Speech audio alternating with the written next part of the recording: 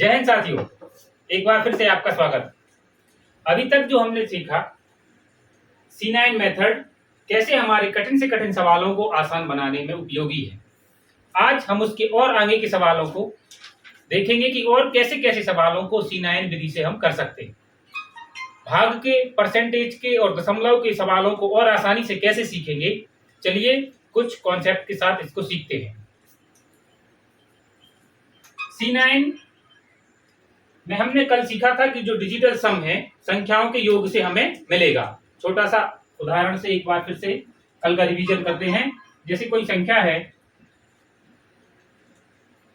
कितनी भी बड़ी संख्या हो, इसका डिजिटल सम निकालना है, क्या करेंगे? सभी अंकों को जोड़ते जाएंगे। कब तक जोड़ते जाएंगे? जब तक कि हमारे पास एक अंक ना बच जाए। ठीक है, समझ में आ रहा है ना? चलो ठीक है। 9 का मतलब कितना मान रहे हैं हम? 0। और ये भी 9 मतलब 0। इनको भी जोड़ लेंगे। 7 और 3 10, 10 और 3 13। 13 में 5 जोड़ेंगे कितना आ जाएगा? 18। बिल्कुल सही। और 18 को भी जब हम देखेंगे और 8 और 1 कितना होता है? 9। यानी कितना? 0। इस पूरी संख्या का जो डिजिटल सम है वो कितना आ जाएगा? 0। यानी जो बड़ी से बड़ी भी संख्याएं हैं, कितनी बड़ी संख्या है, उनको छोटे के छोटे अंक में बनाकर हम हल कर सकते हैं। चलो तो देखते हैं इस C9 मेथड में कल हमने सीखा था जोड़ना, घटाना और गुणा के सवाल कैसे करते हैं। आज हम सीखेंगे इसमें भाग के सवाल कैसे बनाने हैं। ठीक है, तो तैयार हैं आप सब? Yes sir. ठीक, चलो शुरू करते हैं। यदि किसी संख्या का डिजिटल सम लास्ट में यदि उनके अंक जो हर में अंकों की संख्या यदि 2 आ जाए, कितनी आ जाए? 2। जो नीचे की संख्या है उनको हमने जोड़ा और कितना आ गया? 2। या जब 2 आ जाए तो ध्यान से देखो दोस्तों, हम बटे में अगर 1 हो तो आसान हो जाए चीजें, लेकिन हमारे पास है कितना? 2। तो ऐसी स्थिति में हम क्या करेंगे? ऊपर नीचे 5 से गुणा कर लेंगे। कितने से गुणा कर लेंगे? 5 से। देखो, क्योंकि 5 दूनी कितना हो जाएगा? 10। और 10 का डिजिटल सम कितना होता है? 1। कोई दिक्कत? यानी कि जब हमारे बटे में कोई संख्या का डिजिटल सम 5 आएगा तो कितने से गुणा कर देंगे? 2 से। और 2 आएगा तो कितने से गुणा कर देंगे? 5 से। इसलिए इससे हमारे हर में 1 बचेगा। ठीक है, कोई बड़ी से बड़ी संख्या हो, यदि उसके नीचे 2 आए तो ऊपर नीचे कितने से गुणा कर देंगे? 5 से। और अगर 5 आए तो कितने से गुणा कर देंगे? 2 से। एक पॉइंट हम समझ चुके हैं कि जब 2 आए तो कितने से गुणा कर देंगे? 5 से। और जब 5 आए तो कितने से गुणा कर देंगे? 2 से। ठीक, दूसरा देखते हैं। यदि C9 मेथड में नीचे डिजिटल सम बटे में जो डिजिटल सम है वो 4 आए, कितना आए? 4। तो ऐसी स्थिति में हम ऊपर नीचे 7 से गुणा कर देंगे। कितने से? 7 से। क्योंकि 7 चौको कितना होता है? 28। और 28 का देखियो डिजिटल सम कितना होता है? कितना होता है? 10। बहुत बढ़िया। तो 10 यानी कितना? 1। यानी कि जब भी कोई भी संख्या के डिजिटल सम बटे में 4 आएगा तो ऊपर नीचे कितने से गुणा कर देंगे? 7 से। और 7 आएगा तो किससे गुणा कर देंगे? 4 से। बिल्कुल सही। ठीक, एक और स्थिति बनती है अगर बटे में 8 आए। कितना आए? 8। ऐसी स्थिति में हम गुणा करेंगे 8 से ही, क्योंकि 8 अठैया 64। बिल्कुल, हमें पता है कि 8 से 8 में गुणा करने पर 64 आता है। और 64 का डिजिटल सम देखो कितना है? 6 और 4 10। बिल्कुल सही। यानी कि जब बटे में 8 आ जाए तो ऊपर नीचे कितने से गुणा कर देंगे? 8 से। और 8 में सिर्फ यही है कि 8 से गुणा कर देना है। 4 जब आएगा तो कितने से गुणा कर देंगे? 7 से। और 7 आएगा तो 4 से। 2 आएगा तो 5 से। और 5 आएगा तो 2 से। दिक्कत? कोई दिक्कत नहीं? बिल्कुल सही। इसके अलावा C9 मेथड जो कॉन्सेप्ट ऑफ 9 के पर आधारित है, इसमें यदि किसी संख्या के बटे में 3, 6 और 9 आता है, कितना? 3, 6 और 9, तो ऐसी स्थिति में हो सकता है वह संख्या जो है वो अनावर्ती हो, मतलब जिसका दशमलव प्रसार अशांत हो। पढ़ी है ना अपन ने संख्याएं कि किसी में भाग दे रहा है वो खत्म ही नहीं हो रही, लंबी जा रही है। ऐसी स्थिति में हम पहले उस संख्या में 3 से भाग, 6 से भाग या 9 से भाग कर लेंगे, उसके बाद C9 लगाएंगे। ठीक है, मतलब हमें एक सावधानी थोड़ी सी बरतनी है कि जब भी भाग के सवाल में बटे में कितना है? 3, 6 या 9, तो ऐसी स्थिति में हम C9 लगाने के पहले भाग कर लेंगे, उसके बाद ही हम C9 का इस्तेमाल करेंगे। ठीक है, अब कुछ और सवालों के माध्यम से हम देखते हैं कि कैसे हम प्रतिशत, दशमलव और भाग के सभी सवालों को C9 विधि से आसान बना सकते हैं। ये रहा अगला सवाल। देखते हैं ऐसे सवालों को हम C9 विधि से आसानी से कैसे बना सकते हैं। तो सबसे पहले हमें निकालना है डिजिटल सम। सवाल दिख रहा है ना दोस्तों? दिख रहा है ना विनोद? ठीक, चलो करते हैं। जोड़ो, कितना आ गया बेटा? इसको जोड़ते हैं। 11, 6 और 5 11, 11 में 2 जोड़ेंगे कितना आ जाएगा? 13, 13 को भी आपस में जोड़ देंगे तो कितना आ जाएगा? 4, यानी 256 की जो डिजिटल वैल्यू है वो कितनी आ गई? 4। और इसकी भी उतनी ही आएगी, कितनी आएगी? 4। बहुत बढ़िया, इनको जोड़ो बेटा, कितने आ गए? 4 और 4 8 और 1 9 यानी 0। मेथड यही तो बता रही है कि जहाँ 9 आए वहां क्या कर देंगे? 0। तो जब 0 से किसी भी संख्या का गुणा होगा तो ये पूरा क्या हो जाएगा? 0। कोई दिक्कत यहाँ? और इसको देखो बेटा, 2 और 1 3 और 1 4, यानी जो बटे में है वो कितने हैं? 4। ऊपर 4 का 4 में गुणा करेंगे तो कितना आ जाएगा? 16। कितना आ जाएगा? 16। और 16 को भी जब हम जोड़ेंगे तो कितना आ जाएगा बेटा? 7। और नीचे कितने हैं? 4। कोई दिक्कत? यानी कि इस सवाल का जो डिजिटल सम है वो कितना आ गया? 7/4। और हमने अभी सीखा कि जब बटे में 4 आ जाए तो ऊपर नीचे किससे गुणा कर देंगे? 7 से। बहुत बढ़िया, तो ये हो जाएगा 7 चौक 28, यानी डिजिटल सम 1। बस कितना बचा? 7 सतैया 49। यानी कि जब भी हमारे पास बटे में 4 आ जाएगा ऊपर नीचे किससे गुणा कर देंगे? 7 से। 7 सतैया 49। तो 49 में 9 यानी 0। सिर्फ कितना बचा? 4। यानी कि जो इस पूरे सवाल का डिजिटल सम है वो कितना है? 4 है। हमने देख लिया कि इस पूरे सवाल का जो डिजिटल सम है वो कितना है? 4 है। इन 4 ऑप्शन में वही हमारा आंसर है जिसका डिजिटल सम कितना हो?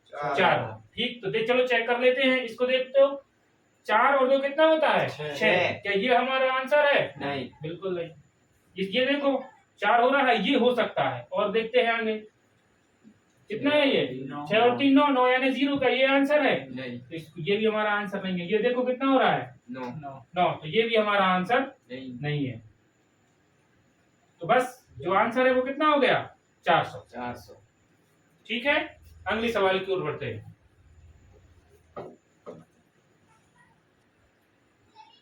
चलिए आगे बढ़ते हैं अगले सवाल की ओर। सवाल है जो आपकी दिख रहा है स्क्रीन पर, ये सब पुराने पेपरों में आए हुए सवाल हैं। मैं अपने मन से कोई सवाल नहीं बना रहा हूँ। चल देखते हैं इसको C9 मेथड से कैसे करेंगे। हम जानते हैं कि डिजिटल मेथड में तीनों को जोड़ेंगे, 3 और 3 6 और 3 9। और 9 यानी हमारी मेथड हमें क्या सिखा रही है? 0। और 0 का किसी भी संख्या से गुणा होगा तो उस सबका गुणा कितना आएगा? 0। यानी स्वाभाविक है इस पूरे संख्या का जो डिजिटल सम है वो कितना है? 0। बस हमें इतना सा चेक करना है कि जिस भी ऑप्शन का हमारा डिजिटल सम 0 आ रहा है वही हमारा आंसर है। चलो तो जल्दी से चेक कर लेंगे। देखो कैसे करेंगे। 9 यानी 0, 7 और 2 यानी 0, और ये देखो 7 और 3 10, 10 यानी 1। बिल्कुल सही, इसका डिजिटल सम 1 आ रहा है। तो क्या ये हमारा आंसर है? नहीं। चलो आगे बढ़ते हैं।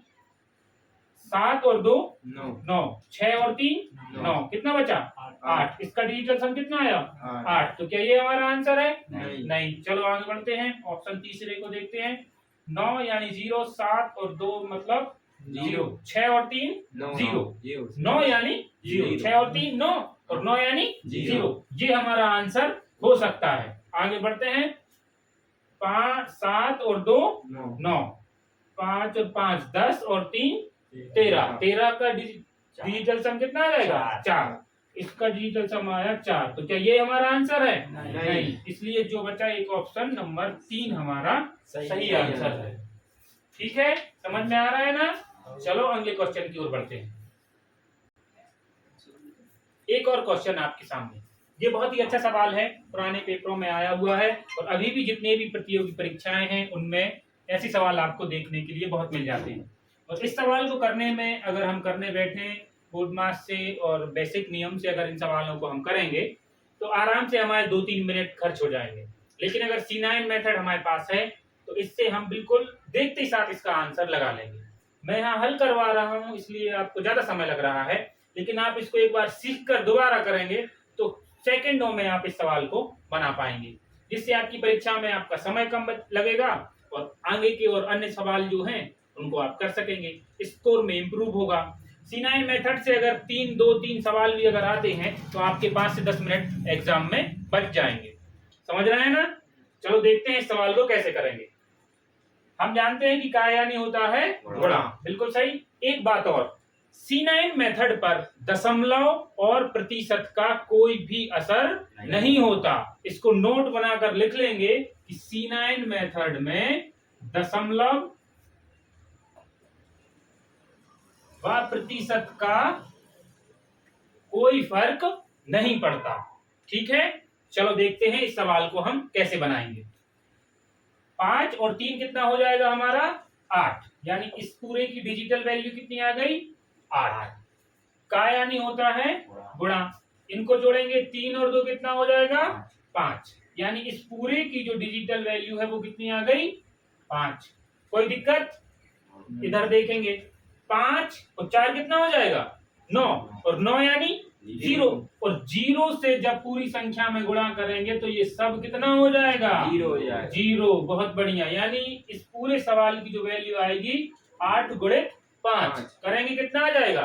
8 पंचे 40, और 40 का जो डिजिटल सम है वो कितना रहेगा?